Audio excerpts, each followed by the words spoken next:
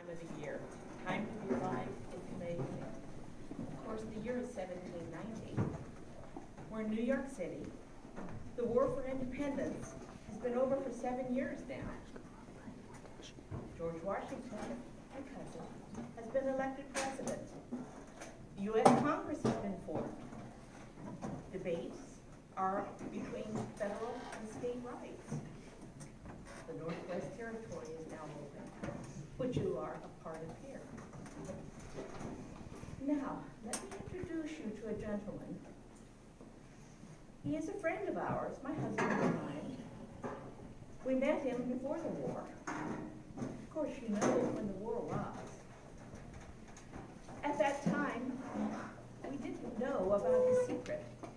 His occupation was a tailor, and we did procure his services for our clothing. He is quite good, actually.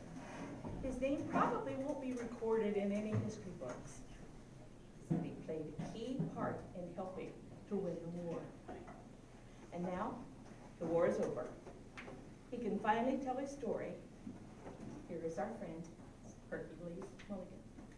Hello there. You know, I'm still amazed that we won the war. Great Britain had us outmanned and outgunned. They had a lot more ammunition than we did, a lot more troops. They spent a lot more money on the war. It's amazing that we have actually won the war. George Washington is a friend of mine, and he fought the only kind of a battle that he could. He would attack and retreat. Attack and retreat. Couldn't stand a sustained attack against the British because they had more cannons, more rifles, more troops than we did. So he fought the only kind of a battle that he could. It's still amazing that we won. We only did one thing better than the British. We had better spies than the British had. And that's what I was. I was a spy for George Washington.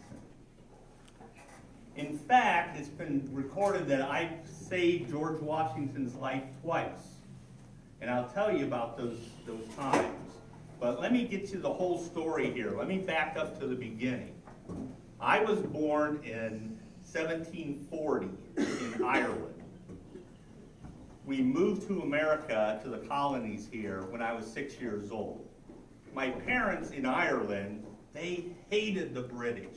The British were terrible to us. We were Irish Catholics, and the British wanted everybody to convert to the Church of England. And we didn't want to do that. We wanted to stay Catholic. So England, trying to force people, passed what they called penal laws. And they were trying to force everybody to convert. The penal laws meant that we as Catholics, we weren't allowed to buy land. We weren't allowed to hold political office or vote. We weren't allowed to even marry outside of our religion. And my parents didn't like that kind of restrictions on their life. So they decided that they were going to come to the colonies here in America. Now they knew that the taxes were pretty high over here, but to get that religious freedoms was worth it to them. So they came to America, here to New York City, when I was 6 years old. And I have an older brother who was in the import-export business, which means he had a ship and he would move goods around. He would go down to the Caribbean and pick up articles and bring them up here in New York City. And then goods that we made here in New York, he would take down there and sell. So he was importing, exporting business. One time when he was down in the Caribbean, he brought up with him an orphan that had saved up enough money to buy his passage up here. You might have heard of this orphan's name. His name was Alexander Hamilton.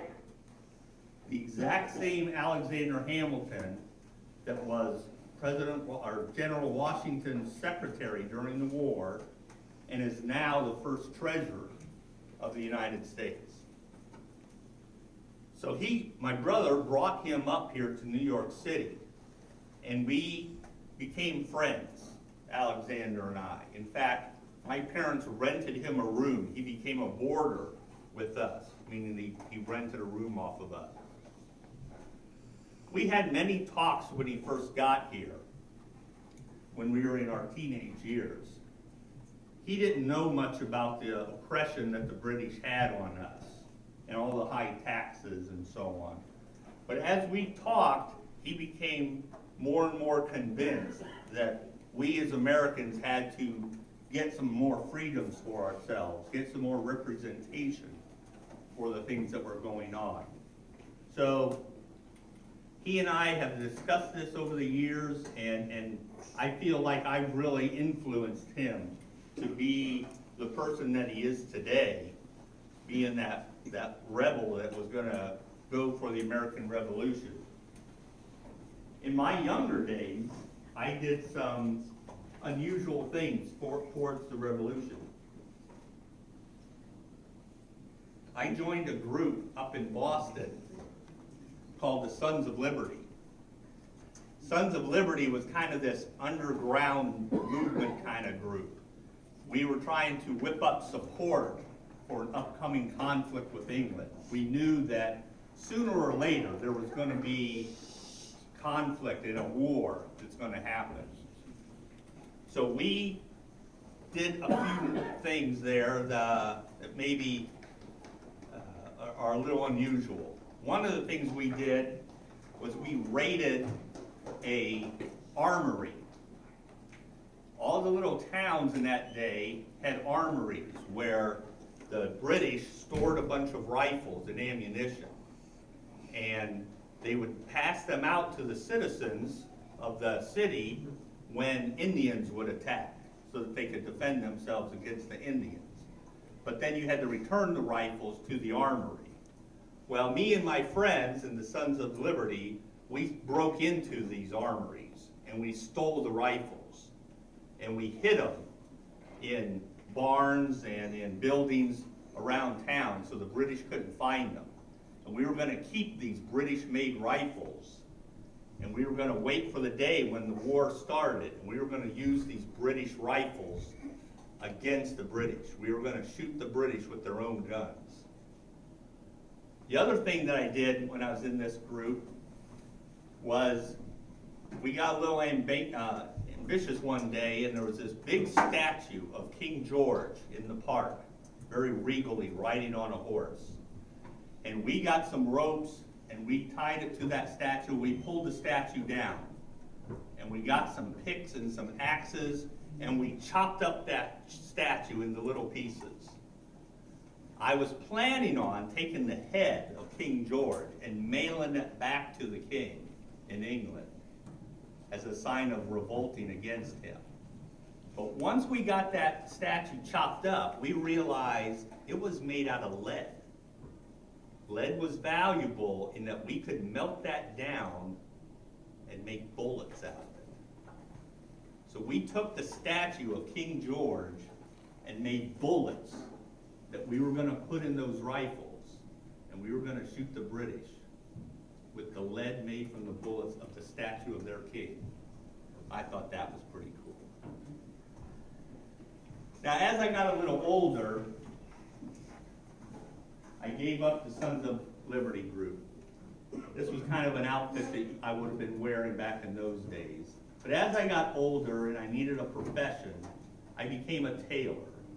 So I traded in this hat and this coat to be a tailor. So I had a little bit more of a dignified outfit on with a vest. And I wouldn't wear this kind of a tricorn hat. This is a workman's hat. And I put the workman's hat on, and I looked like a respectable tailor. I opened a little shop on the wharf in New York City, down by the water. And on the sign out front of my shop, I didn't have any words. I just had a picture of a pair of scissors and a picture of a thimble on the sign. And everybody in town saw the scissors and the thimble, and they knew that that I was a tailor by that symbol on the sign. I didn't want to be just an everyday tailor making everyday clothes. There wasn't a lot of money to be made in that. I wanted to be a high-end tailor. That's why I got the property down by the wharf. I wanted some more richer clientele to sell my products to. So I ordered in the fancier silks. I ordered in the fancier buttons for uniforms. And as fate would have it, I fell in love with this girl. She was really sweet, and I ended up marrying her. Elizabeth was her name. Elizabeth happened to be the niece of the Admiral of the Royal Navy, the British Royal Navy. And she's the niece of the Admiral. Well, she got into my family, and I talked to her about the oppression that the British had, and she was very kind to me. She agreed with my point of view and never argued with me that we shouldn't be doing battle against the British. She became an American and settled on our side of everything. But having her be the niece of this admiral, I had a lot of clientele that came into my store and that were British naval officers. And they had a lot of money to spend. I was excited with this. They wanted the fancy buttons and the better silks that I was having in my shop. So it worked out that I got to be sort of friendly with a lot of these British officers. They would come in and I would fawn over them so that they would spend the money in their store. Even though I still hated the British, I could put on this friendly face so that they would come and shop at my tailor shop. Now, in the meantime, the Revolutionary War had started. And my friend, Alexander Hamilton, wanted to be involved, and he became Washington's secretary, meaning that he wrote correspondences back and forth to the Continental Congress, trying to whip up support. You know, the Continental Congress promised Washington so many guns and so many troops and so much money to buy equipment and food and so on with. And in the end, they only provided them with about a third of what they promised. Again, it's amazing that we won the war with that kind of support. But Alexander Hamilton was one person that was writing these letters asking for support for various things. And when George Washington came up with the idea that we needed some spies, we needed people to tell us some intelligence about what the British were planning, Alexander Hamilton remembered me, his friend that he roomed with, and that I had this business that was well connected to the British officers. So I became like the perfect spy for them. He suggested this to George Washington, and I accepted the job. So I'm a spy, and people come into my store, and they just kind of casually mention a lot of things that I would pass along to the people, to the Revolutionary War people, so that they would have some idea what the British were planning. There's two events that are kind of important that happened. One time, a guy came into the store real late at night.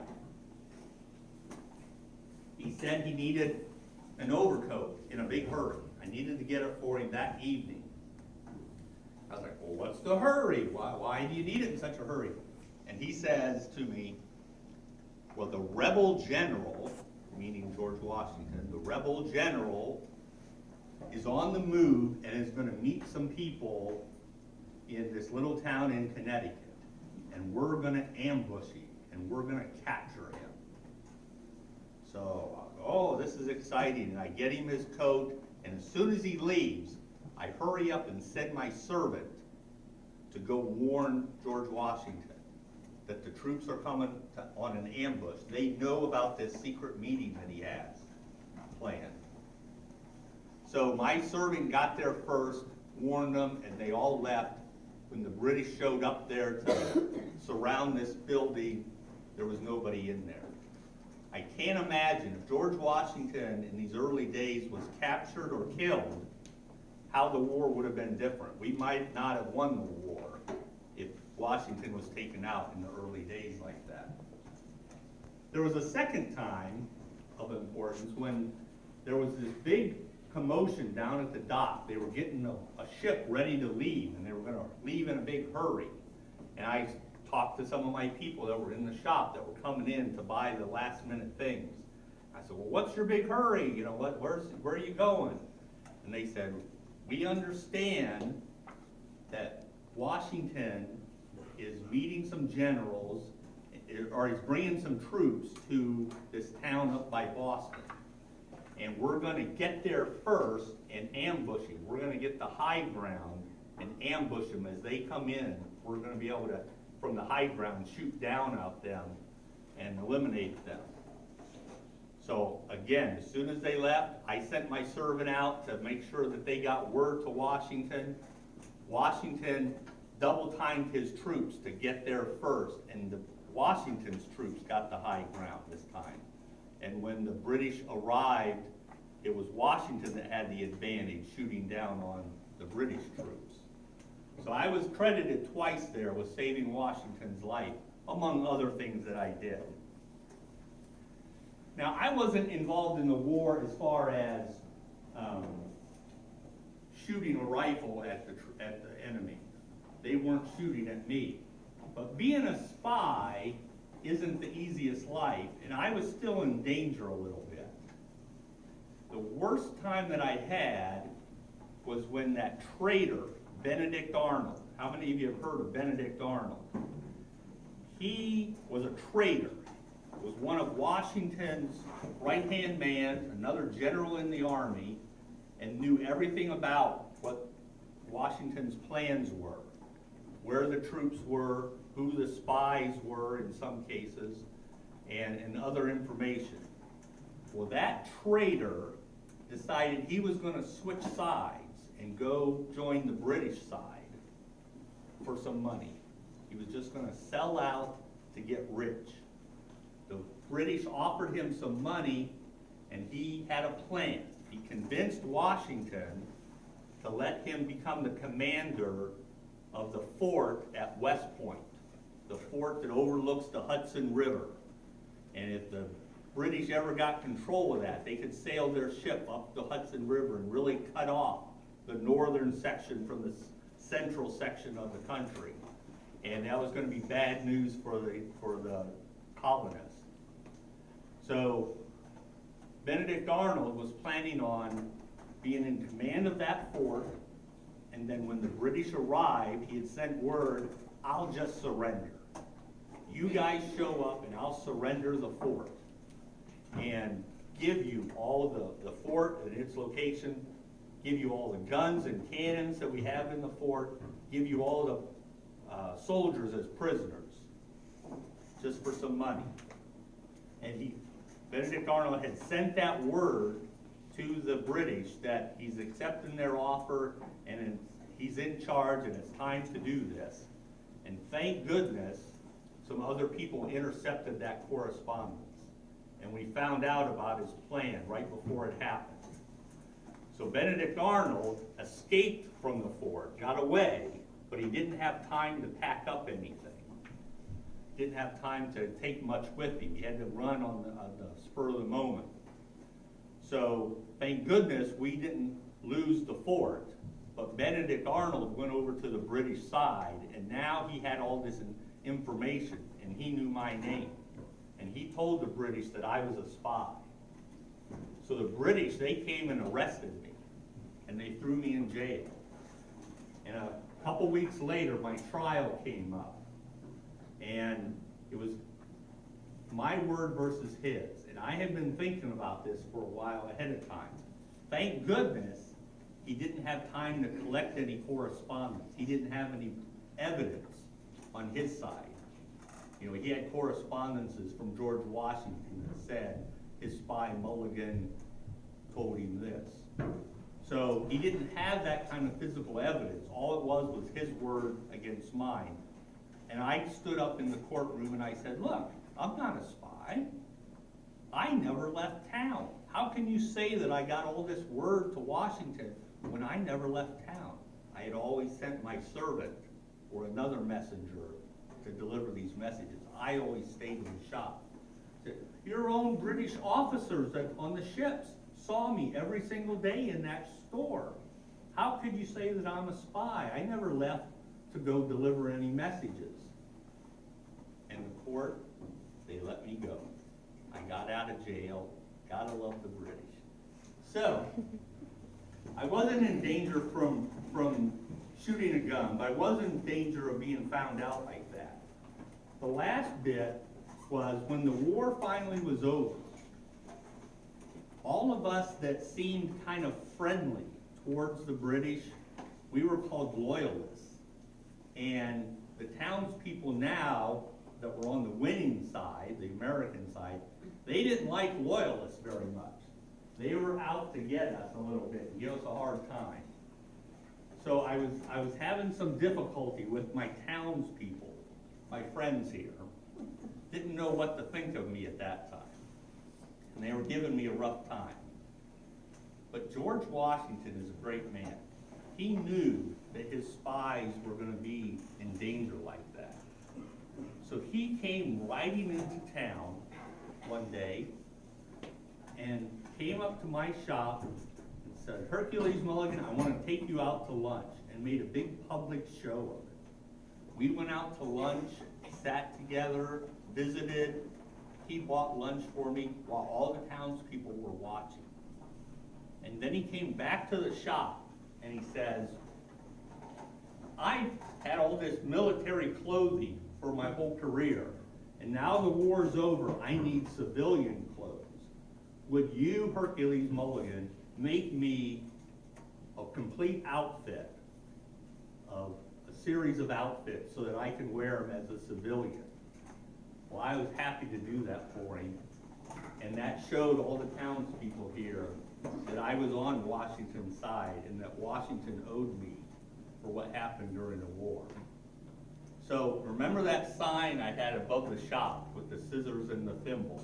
I took that sign down and I put up a sign that actually had words on it, and it said, "H. Mulligan, clothier to General Washington."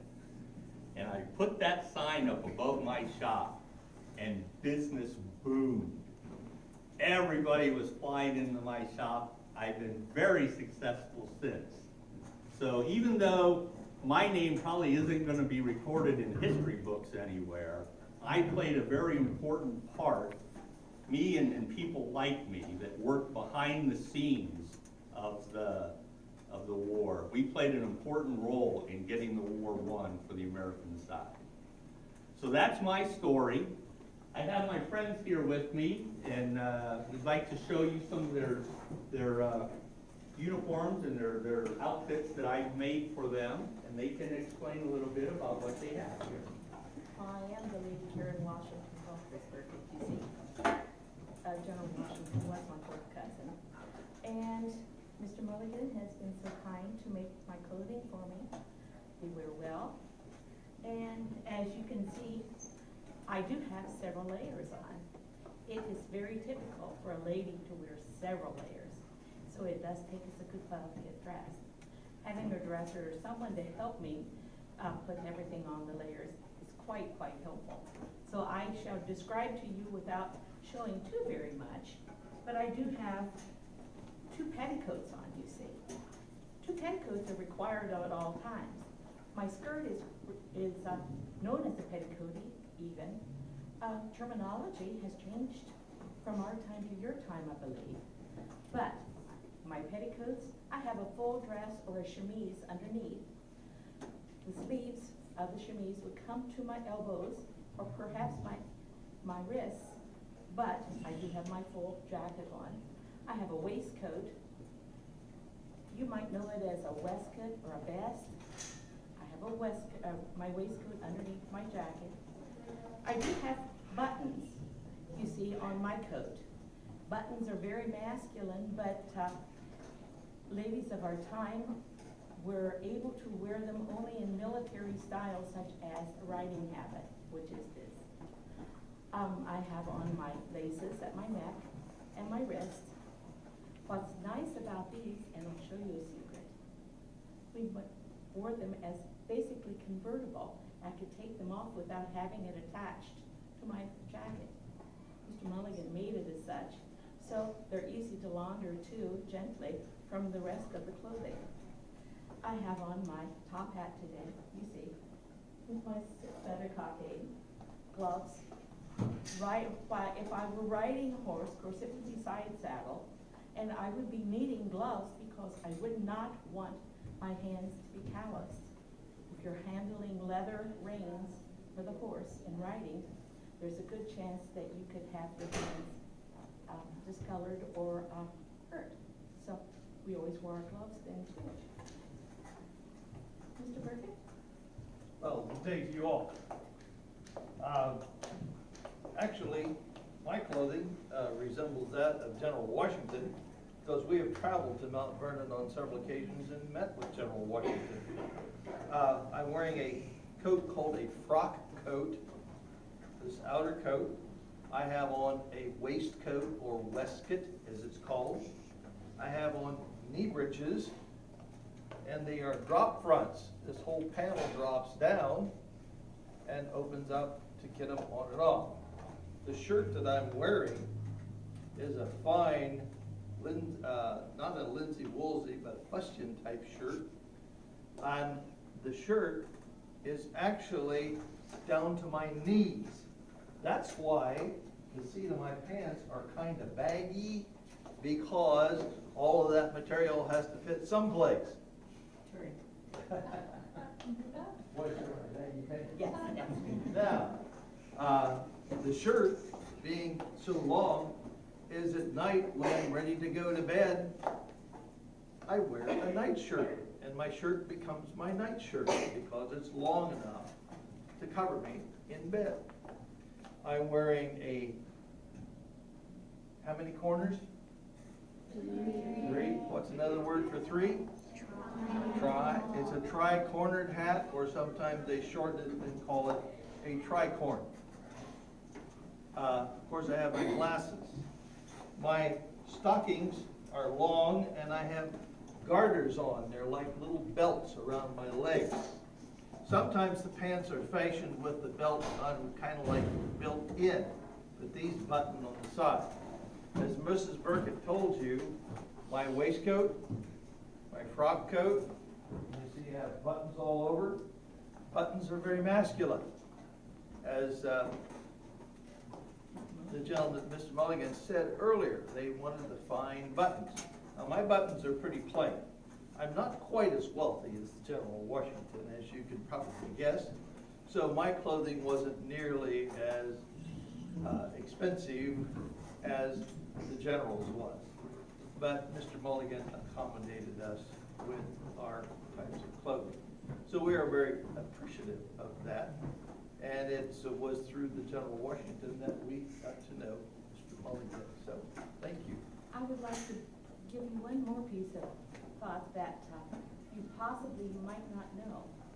General Washington, when he was being president and then wanted to retire, they wanted him to be basically like a king. He totally refused it. He did not want that for our country. But you might not know of his background.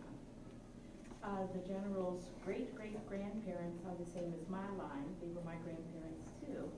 But from there on back, it's direct royalty from the Normans, the Norman king in the year 900. You might have heard of William the Conqueror. You go back further than that even. But from direct royalty from England, also direct royalty from France.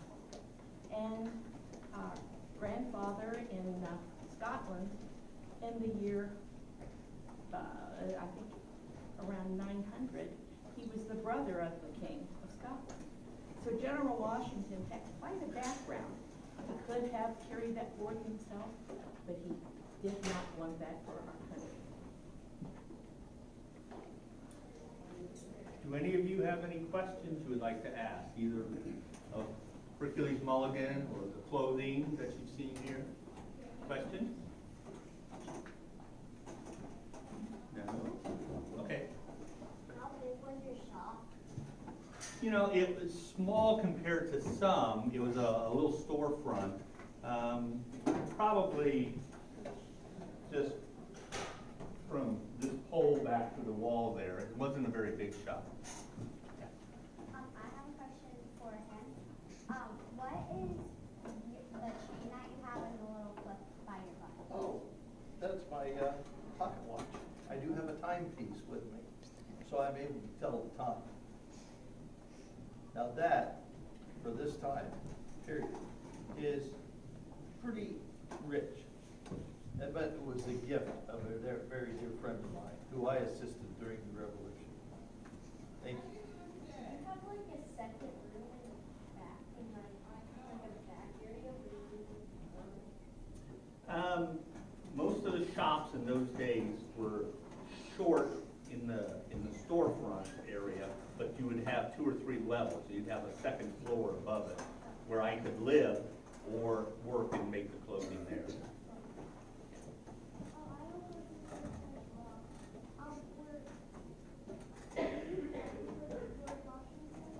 Oh, yes, ma'am.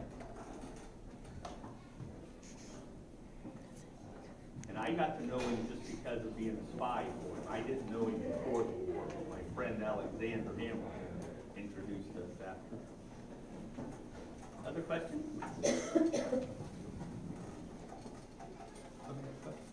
Yeah. Who had better weapons during the war?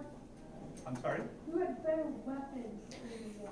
Well, the British had more weapons for sure. They had more cannons and rifles and so on. We had a lot of more like hunting rifles that we would be using in the fields. But we ended up stealing a fair number of the British and so we, their rifles. So it was fairly even, really. They had more of them, but the quality of the weapon was about the same. How long did the war last? See, we declared our independence in 1776, and the war officially ended in 1783. So, it took that long for all the conflicts to be done, and even when the last big battle of Yorktown, even after the British surrendered there, it took a little while to get the peace treaty signed and everything.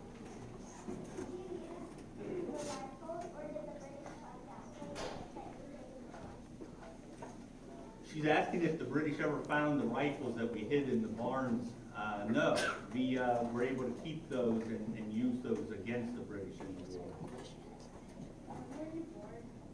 When was I born? 1740, long time ago.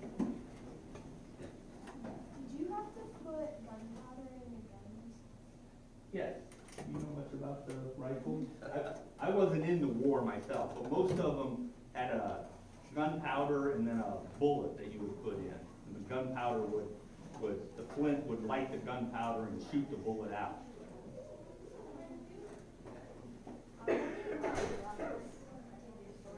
How many what? The storefront only was the bottom floor, but I had a loft above it, a second floor above that where I lived and worked. Just if I may interject, one little thing about that. You have to remember, boys and girls, there are no sewing machines. Everything is done by hand and cut and sewed together by hand. No machines at all. So you really didn't need a great big store to hold a whole bunch of machines. Very interesting. Couple more questions. Were you on water so they could just come over and go in your store, get what they needed and go back to the ship? Yes, I was real close to the wharf, to where the ships would park, and then they could walk to my shop real easily. Did the British know you stole the guns? They knew someone stole the guns. If they knew it was me, they would have came and arrested me. So they didn't know it was me and my friends. I always think about those people that signed the Declaration of Independence. They were publicly signing their names, and that's like signing their death warrant. The British knew who they wanted to go after and try to capture and put in jail and so on. So those were very brave people that signed that Declaration of Independence. Did your servant live with you? Not in the same house as me. He lived in kind of in the garage, in the barn out back. So now we have Debbie here that wants to tell you what she's got for you. Okay, Fort GreeneVille DAR would like to thank you for having us today. And you guys all like to be spies? Yeah. Well, since George Washington is alias the Spy Master, there's a little information about him. And on the back, there's a code for you to figure out. We're going to give you each a pen, and you can pull it out. Maybe. It slides out of the side of the pen. Slides out, and see this dial right here? You figure out how to decipher it, and then you'll figure out what our code is. And then there's also on here a code right here for you to figure out too. So have fun. And you can send messages back and forth. In code. Not during your class, of course. I don't think your teacher would quite appreciate that. So anyway, there'll be cookies, and you'll get a pen. So, would you like to say Just remember, your principal has spies as well. Thank you very, very much for coming out and